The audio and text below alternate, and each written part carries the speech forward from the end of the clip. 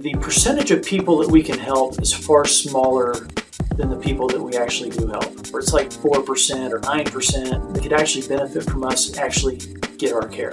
And so that means there's probably 90% out there that aren't getting, how we can help them. So there's plenty of room, in our city. We've been blessed, and I think that's awesome. If you're interested in doing it, there's niches out there, and it can be done. Cody, how we doing, man? Good.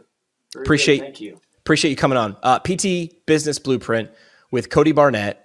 Again, just to reiterate, while I do these first, 50 interviews, I'm going to keep saying it. Because the thing is, every time I say it and then put an episode out, I get 5 more people to come on the show. And that's the goal, to do 1,000 interviews over the next 5 years. It's 200 interviews a year with PT practitioners or people in or around the profession of physical therapy or healthcare. And I just want to do a light skim over the top. I want people to sort of be able to peer in and see what your business or these businesses are about, because I want people to open more of them. I want more people to take sort of charge of their own careers. So Cody, like when you're at a dinner party or a barbecue or something like that, of course, the question of like, hey, after what's your name and where you're from, and you bring up Bodyworks, like what do you say? How do you explain it to people? What do you do? Usually people will start with, hey, I got this elbow problem right now. Always. What can you do for me, right? So Always. That's usually how it starts. But something like that. But so for me, at least, when I started, I'm maybe different than most. Most of the people I know started because they got injured. I never got injured. I just started because I loved anatomy and I love physiology, and so I started volunteering at my local hospital and their PT department. I just cold called them, walked in one day and said, hey, I'd like to learn more about this. And so they were gracious enough and let me come in, and I volunteered there, and eventually I worked there, and eventually decided this is what I want to do. So that's how I got started, is just with a cold call, something I thought I might like. As far as our practice, and people ask about that, so I usually don't tell people I'm a physical therapist. I usually say something along the lines of, I own a physical therapy practice. Or I'll say something along the lines of, well, I help keep people mobile, active, and off pain pills. And so those types of things typically generate a little bit more curiosity in terms of how we talk about ourselves and how we phrase things. So usually that's at the barbecue. That's usually one of those two routes is usually the route I'll go. Okay. So if people want to double click in, I love the intriguing, I help people stay active, mobile, and off pain pills. Is that what you said? Mm-hmm. I love that, because that sort of sets the tone. It makes people it makes them sort of have to say, like, well, how do you do that? Or what is that? Yeah. Oh, I do that. How I do that is physical therapy. What you do is keep people mobile, active, and off pain pills. So off the bat, winner, right? Like winner, chicken dinner. But if someone were to double click in, or maybe another therapist were to be like, oh, you want to practice? That's fantastic. Who do you treat? Is it inpatient, outpatient? Like, who are your ideal customer or customers? Yeah. So from there, basically we specialize in orthopedics. And so a lot of, if it's physios watching today, it's, a lot of orthopedic injuries. So orthopedic pain and injury, back pain, shoulder pain, neck pain, those sorts of things. I have been doing this for about 35 years, so I've developed several niches that we dive into here at our practice. So certainly our perfect customer, if you will, is kind of the 50-year-old plus person that likes to stay active, and they're not willing to settle. They're not willing to stay home on the couch and say, well, I'm just getting old. So those people generally aren't attracted to us. We specialize more in people that want to stay active and value their health. So that's the main unique feature. But sub niches within that is I've been a runner and a cyclist my whole life, so treats a lot of runners and cyclists and triathletes, that sort of thing. And then as I've gotten older, I've gotten into pickleball. And so for the last several years, we've specialized in treating pickleball injuries, and that's really fun because it's a fun sport and we love it. Well, let me ask you this. In terms of those niches, outside of maybe communicating them, right, running ads or organic content of getting them in the door, outside of them, as soon as they walk in the door, are there special things that you do? Is there difference? Like, are there programs? Because a lot of times people will say like, well, come in the clinic and now you're just receiving physical therapy. But when you start to niche down, you can do interesting things because runners and cyclists are both endurance athletes, but they're different. So when they get inside, are there different things that you do with those different groups? Yeah. Well, the short answer is always it depends, but yes. In terms of runners, like we can do 3D video analysis. We do That's what I'm looking for. Motion video analysis. I actually started doing that back in the day when I had a VCR camera over my shoulder, videotaping people, and then I'd take the videotape home at night and put it in the VCR and then do slow motion. Get out of here, man. Yeah. So that's I've been at it for a while. We've come a long Nowadays, way. Now I just grab my phone and pull up my app and bam and take a few seconds of running video, and then you scrolled through it and found it, and here's what's going on. So wow, it's amazing to be able to just pull your phone out of your pocket compared to what I started with. So we do that. We when people come in our door, they'll kind of get that it's a little bit different because I've got a bicycle hanging on my ceiling in our waiting room. So my idea there is that we want to promote the idea that this is an active place, and so for people that just walk in, that most people comment about that. Yeah. And then we see we've got an excellent local bike shop that's a block down the way from me, so I work with them a lot, and they do an excellent job at fitting cyclists. So I really stay away from just fitting cyclists on bikes, but where I come into play is if they've got somebody that's got chronic back pain or neck pain or hip pain when they ride, and so then I'll do a PT-esque fitting session with them where we're looking at their anatomy and what's going on for them. So there's some unique things that we do there. So some questions people who either have a clinic or might be wanting to start a clinic. You've sort of opened the door. Great radio segue, as we call it, which is relationship with a bike shop. So what do you do organically or paid or formally, I should say? So organic or formal in terms of how does Cody find the right people, or how do the right people in your neighborhood? Where are you geographically, by the way? I think I skipped over that. We're in Wichita, Kansas. Perfect. Okay. So how does Wichita either know about Cody already, or how do they find you? Like, what are the different ways that people, because as the marketing guy with a marketing background, I'm always curious, and I think there's always great innovation outside of formal or informal relationships or organic or paid things. What do you do to make sure that you stay top of mind? Well, multifaceted. So Good. there's new customers, there's existing customers. So for our existing customers, I've had our practice since 2005. So we've seen a lot of people, So we've got a big database of people. So we do a weekly email. So we're constantly emailing them. Either we'll do a combination of informational stuff, just educational, informational things about different injuries or different health related things and stuff, so that I am biased, but I think we provide really, really good content for people. And then in those weekly emails, there's sometimes going to be an offer for some program or something that's going on, a webinar or a treatment highlight or something like that. So we've got that. Obviously, like everybody else, we do social media and the Facebooks and the Instagrams and the YouTubes and such. So that's mostly our existing customer base, and those customers, often refer people to us. So We're very blessed that our clients will refer their friends and family members, their neighbors, etc. And obviously, we're always very appreciative of that, and we're thankful to them, and we thank them when that happens. So that's our meat and potatoes, but just people that we've been seeing for the last 20 years. In terms of new patients, to your question, typically that'll either be referrals from friends and family member, or we'll do events. So we'll be at a pickleball event, we'll be at a running event, we'll be at the local bike shop, we'll be at the local running store, doing things like that. And then we'll also do regular webinars for our clients. So you can do a webinar on back pain or something. So we'll do an educational thing that provides people an opportunity to go, hey, these guys might know what they're talking about. Maybe I should go see them about my problem X. Yeah. Here's a question for you. Do you want to boost your clinic revenue by $290 per patient per quarter? Of course you do. That's rhetorical. Physiotech's remote therapeutic monitoring can help you do that, enhance patient outcomes, ease provider workload, and turbocharge your earnings. Kickstart with RTM at physiotech.ca. That's physiotech.ca. And the thing you interact with the most at your clinic, if you're a therapist, like it or not, is your EMR.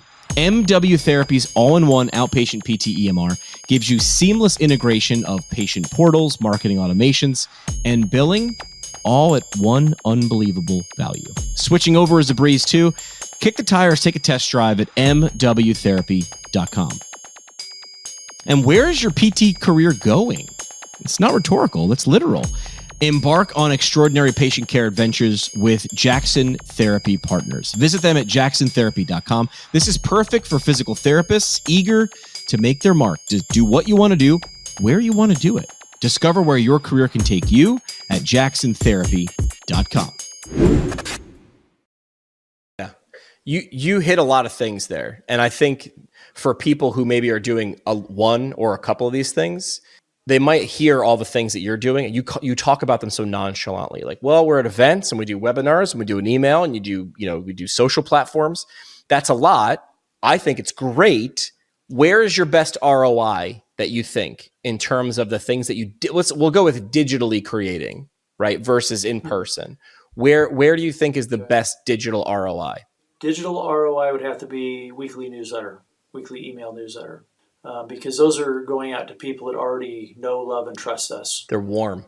And in terms of guaranteed at least landing in their inbox, it's virtually 100%. They're going to get it, right? Unless there's an email issue. Now they're opening that open rate. What do you know what your open rate is? Like, are you sleeves rolled up doing the email? Yeah, we do it. We've done different things. We've paid people to do it for us, and currently we're doing it ourselves. Yeah. So we've done different things over the years. Open rate, I'm told by people in the business that open rates aren't always accurate anymore. Right. So the goal used to be 20% or better. Right. I know we're better than that. We run around 30 to 40%, but I'm also told that just because it says it is opened, it may not have actually been read. Right. Whereas a few years ago, open rate was open rate. Right. So as far as I know, our open rate is pretty good. Yeah. It's getting harder with the email now. There's more and more where if people don't engage with you anymore, if they're not engaging with your email, it becomes harder for it to be deliverable. This just highlights spam so much. Yeah, this highlights the fact that we're actually, no matter what business you're in show business. You're in the I need to show, and it doesn't mean you got to put on a show, but you have to continually show people what value you bring. So when they actually have that problem or need your solution, you are the top of mind, or you are the thing that they, as you mentioned, know, like, and trust. Other questions that clinicians ask you. Let me ask you one of these best advice questions. You say you've been doing this for how long? Close to 30 years? Yeah, so I graduated in 91, but I've had my practice since 05. Okay. So you've been doing this for a while. What advice do you wish was whispered in your ear in 04 before you got started? What advice would you have given Cody back then before you started? That's a really good question, Jimmy. Thanks. Yeah, I would say you need to fall in love with the problem. Don't fall in love with the solution. Okay. So in 05, it was, and I've learned this just over time and through mentors and through reading books and whatever. But back then it was like physical therapy or physical therapy practice, and physical therapy is the thing that's going to fix everything. And to be really honest, the public doesn't care. They don't care. They don't care how many initials are after your name. They don't care where you went to school. They just want to know if you can meet them where they're at and solve their problem. That's it. So back in the beginning, when I knew absolutely zero about marketing and speaking to people and such, it would be it'd be all about physical therapy. Today, I don't ever talk about physical therapy. What do you talk I about? talk about the problem. So I talk about the fact that your back hurts, and because your back hurts, and you're not sleeping at night because you can't sleep well at night. You're going to work grumpy every day, and it's all of the problems that are associated with whatever the issue is. So that would be, I think that'd be the key thing from '04 that I wish I knew then that I don't know now. It's brilliant. Is to we've got to speak to people where they're at and the things that are important to them. And to you and I, the physio is important because we love anatomy, we love physiology, we love figuring stuff out. That's what got me into this, is because I love all of those things. Yeah. But at the end of the day, our clients don't care. They just want to know if you can fix me so that I can go play with my grandkids or go golfing or whatever it is that they want to do. Yeah, I'm having my basement renovated right now. I'll be in a new studio in a couple of weeks. I found people that my neighbor trusted because he's handy, and I trust my neighbor, and he said, these are the guys. So I hired them. I didn't ask them what kind of tools they did. Maybe I should have, but I did. I know they did his house, but I didn't ask for other pictures of other houses. I saw my neighbor's house, and he's picky, and I was like, got it. But I wasn't going to go down the rabbit hole of where'd you study, sheetrock, or what kind of tools do you use, Milwaukee or DeWalt? And the guy selling his services, and he didn't sell this, he sold the solution. So tell me what you want to do with this room, and what do you want it to look like or feel like? Got it. Okay, I can do this for them. And he didn't get into the weeds, but I bet you if I had pressed, well, what kind of sheetrock or screws he could have told me, but he knew not to dwell on that. And I think what you're saying, and I agree with, is focus on the problem and the before and the after. Where do you want to go? What's preventing you from getting there? I know it sounds simple, and we're overeducated for that type of conversation, but having that conversation is a skill, and doing it well, right? So I like that. Yeah, absolutely. Yeah. I talk to people much differently today than I did 20 years ago. Isn't that the point, though? We're supposed to grow and change, right? And good for you. Since you've been doing this for a while, I can ask you a question that maybe I can't ask someone who's been doing it for 5 years. What's the biggest change, positive or negative, in the profession? We'll go even bigger, that you've seen, that you've either liked or not liked. Been doing it since '91. What do you think's the best? What's your favorite change, or the thing that gives you hope? Can I answer both of them? Yeah, do it. Yeah, please. So the thing that I probably don't like as well is that I'll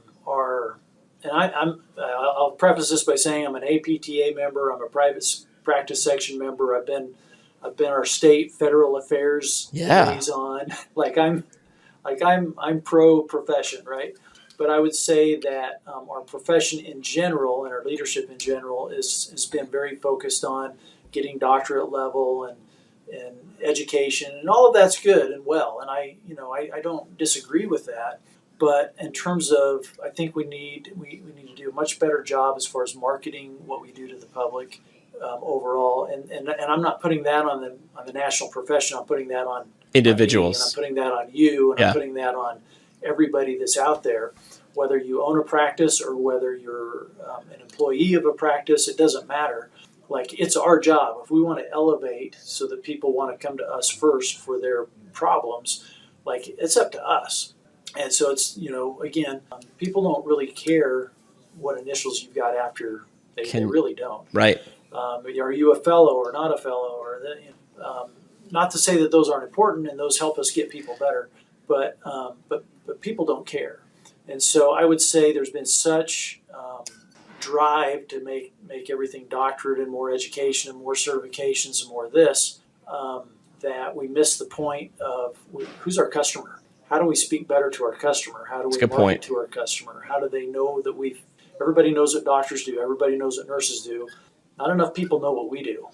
And so I think it's ironic. I very much feel it's up to us as an individual to market ourselves in our community and to our neighbors and our family and whatever about all of the things that we can help solve. I think it's interesting in that sentence that you said, people don't know what we do, and that's okay. I think if we put one word in that sentence, we get more clear in our marketing message, which from the top of the show, how you explained it, I think it would be better if they just know what we can do for them. Right. Do you know what I mean? Like, I don't care how the guy downstairs renovates the basement. I care what he can do for you. Can take this room from dank and dark and creepy to not dank and dark and creepy to bright and warm and welcoming and usable. Done. I sort of don't care in the middle. Now, the difference between the basement thing and what we do is you got to be part of the process, right? You got to come along, right? Right. It'd be a different story if I had to help that guy, 8 hours a day for 3 days doing the basement. Then I'd want to know, okay, what's going to be involved in this? So I will give clinicians or patients some grace there because they do have to be part of the process, which is also part, though, of communicating. Hey, the physical part in physical therapy, it's going to be mostly you, right? Yeah. So that was the profession-wide. What was the second part of the question that you wanted to answer too? You said both. So that was the thing. That was the thing that I would say that I wish that's been in my mind kind of a negative thing. It's not negative, but we need to do a better job at. Okay. And then in terms of the things that I've seen in terms of how we've grown and the positive things, well, golly, we know so much more now than we knew in 1991 when I got out. And so there's things that we can know and treat and diagnose and fix and cure that are so much better. I'm so much better at what I do today, and most of my colleagues are so much better at what they do today than we were 30 years ago in terms of what we have as far as the tools in our toolbox. And part of that's technology, part of it's knowledge, part of it's research. But there's no question that, in my mind, that in terms of how we serve our world as a whole is better today than it was 30 years ago. And 30 years ago, I would have said we're better today than we were in the 50s. Listen, if you're running a PT practice and you're still using old school systems, you're leaving time and you're leaving money on the table. Empower EMR is here to change that. It's an all-in-one, automated and built to streamline your scheduling, billing, and everything else so you can focus on what you do best, helping patients. Don't overthink it. Go to empoweremr.com. That's empoweremr.com. Book a demo and stop letting outdated tech hold you back. All right, PTs, if you're serious about crushing the OCS exam or leveling up your clinical game, Current Concepts of Orthopedic Physical Therapy, 5th edition, is where it's at. This is your one-stop shop for the latest in ortho PT, with expert insights on every joint, real-world case scenarios, and evidence-backed techniques. Don't sleep on this. Go to orthopt.org right now and get a sneak peek and start prepping like a pro. That's orthopt.org. One more time, orthopt.org. Go there. And that's great, right? That's the direction you want to be going in. So I would say, in terms of how we serve those around us, I think that's definitely grown, and we've certainly upped our game in that regard. What advice would you give to physical therapists that maybe have just opened a clinic, or maybe they're thinking about doing one? Now you don't have to give advice to the past version of Cody. You can give advice to someone who's like, in a year or two, I'm going to be doing this thing, or maybe they just did and they're willing to be a sponge and listen to things. What advice would you give them for today? So tips would be, one, don't underestimate marketing. So there's internal marketing, external marketing. Internal marketing is what you do with the people that are already, under your roof. External marketing, what are you doing to the outside world? Yeah. How do you get people that are on the outside walls to have a better, more clear understanding of what's going on inside your walls, so that their external perception matches your internal reality. Definitely marketing. I'd say in terms of from a financial standpoint, obviously, I've developed financial skills over the years. When I started, I didn't have any business classes. I didn't have an MBA. I just knew what I wanted to do, and I was pretty detail oriented in how I went about it.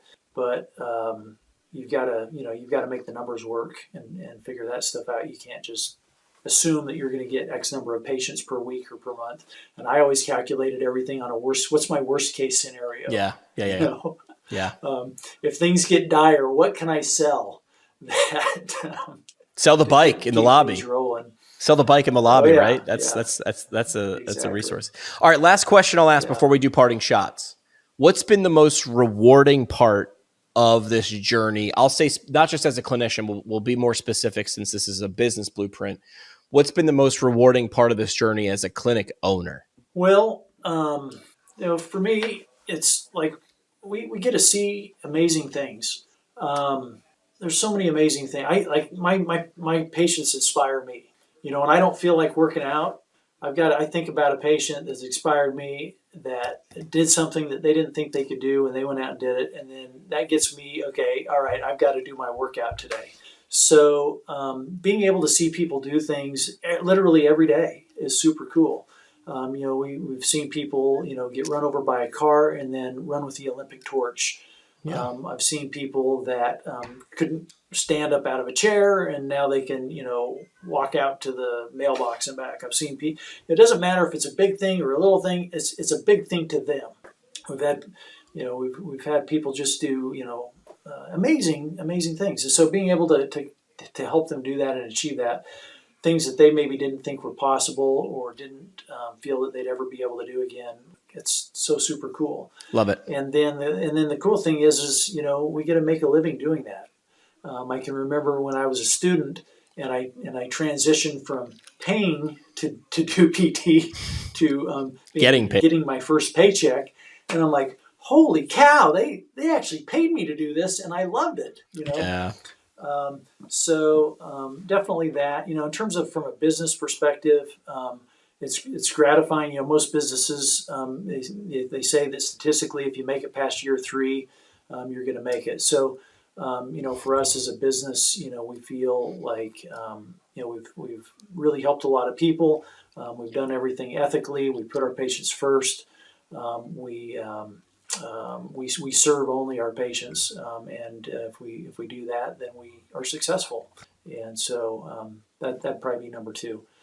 Is being able to just have a viable business that we know is going to be here for the long haul, and we love taking care of people and loving on them.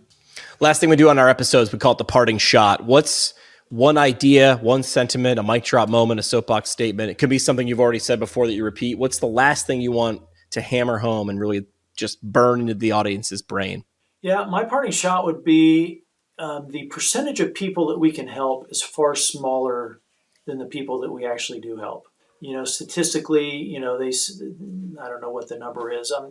It's a low number. It's like 4% or 9%, right, or something of the people that could actually benefit from us actually get our care. And so that means there's probably 90% out there that aren't getting, how we can help them. They're not receiving what we can do to help them as a profession. So there's plenty of room, in our city. We've been blessed. I was the first practice in Kansas to leave all of the insurance networks and go completely direct care or cash pay in our state, and there's been several more now since then, and I think that's awesome. I don't look at them as competitors, because I know so many people out there walking by on the sidewalk that we can all help. So. I'd say if you're interested in doing it, there's niches out there, and it can be done. Well done. Cody, appreciate your insight. Thanks for doing one of these first couple of PT Business Blueprint episodes with us. And congrats, man. Congrats on doing the thing and being excited about getting paid to do the thing that you love anyway, man. So thank you for that. Yeah, thank you. Appreciate you having me on. Appreciate it.